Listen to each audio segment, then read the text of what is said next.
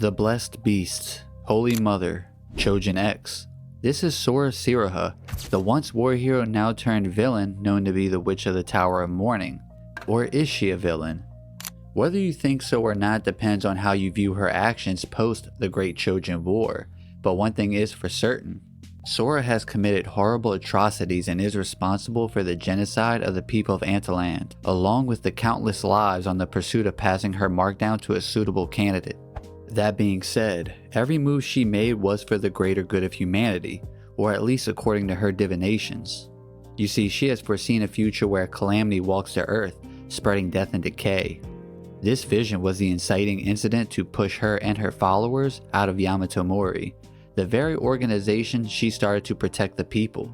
During this time is when she fell into despair, agonizing over the aforementioned discord, and the pain from all the raises she went through during the war caused her to fall into a chaos state, no longer being able to retain her normal form, thus resulting in the towering monster she is known as today.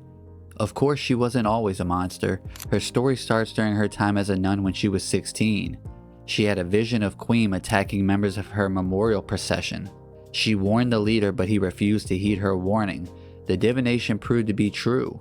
Everyone died, including Sora, but she was the only one who awakened as a Chojin. This is the start of her trauma. This event will forever be scarred into Sora, pushing her to believe her visions are 100% true. She takes pride in her visions and does not take contention lightly when it comes to them.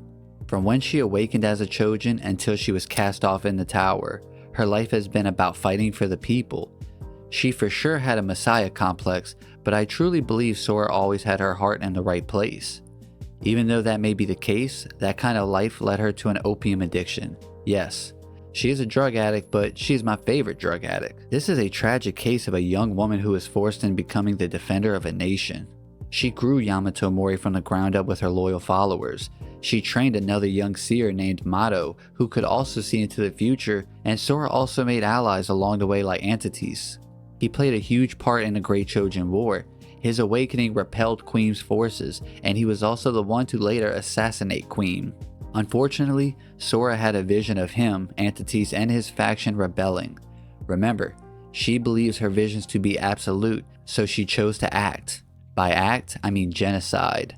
200,000 lives. She wiped out anyone of Antaland blood. The vision of the Dark Calamity was the thing to push her out of Yamato Mori, but Sora wiping out Antaland was the moment her followers started to not trust her. The vision started to diverge. Mato saw Sora massacring innocent men, women, and children, meaning Sora was a creature of chaos at the center of many horrific deaths.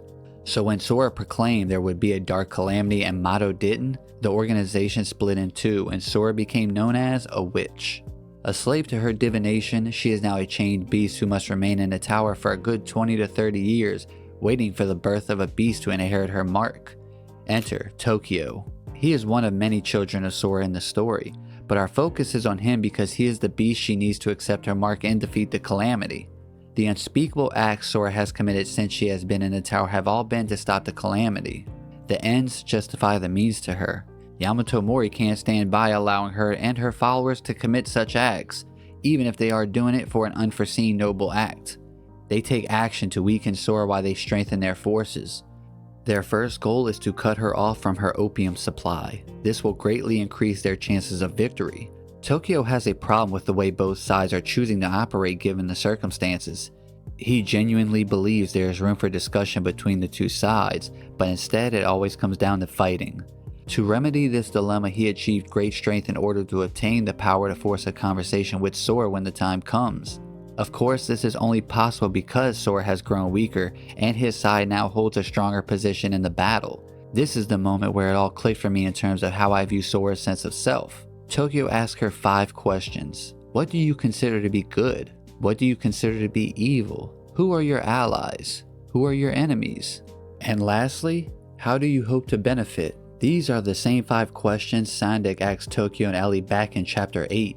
Sora answered each question quickly and concisely. Sora was an innocent nun who had great power forced upon her. She had the power to see the future before she received the immense power to make her Chojin X. See, Mato is lucky in the sense that she is just a seer. She never had to face the horrors of battle against Queen, and she never had the power of her own to change the world as Sora did. Sora is tragic because her heart was always in the right place. Sora is tragic because she has the power to change the world. Sora is tragic because of the world and its circumstances given the time she rose to power. She went the route of overcorrection, and a lot of her actions are irredeemable. And I think Sora could have leveled with Tokyo better back in chapter 33, just telling him that him and Azuma are now tied to her by fate. If she dies, they die. I'm sure Tokyo would have accepted the mark then, but the truth is, it just shows her mindset at the given time. It was purely about finding someone to take the mark whether they liked it or not. That stems from the pain of being betrayed by Yamato Mori, time running out, and the constant pain she is in from her past battles. Sora could have handled things better, but we all act based on our past experiences, and in her case, she has the power to change the world's landscape. This is a tragic case of the strongest. Sora Siruha, she lived as a regular nun who prayed for the soldiers and the dead.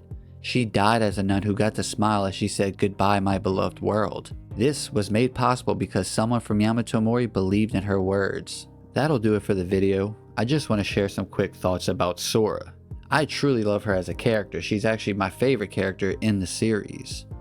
I also believe that her visions were more correct than Mato's. In chapter 50, we see visions from Mato and Sora. Sora passes it along to Hume. Hers is complete and absolute, whereas Mato's is just a painting that's blurred and incomplete. I believe both of these things are the same vision. So in my eyes, it's either that Sora's visions were more true than Mato's, or it could be that Mato couldn't see it because she was destined to die around that time. But I would like to say that Sora also died around that time. Let me know your thoughts on the discussion between Sora and Mato. Who do you think had the more clear divinations? I'm also interested in hearing how you feel about Sora as a character.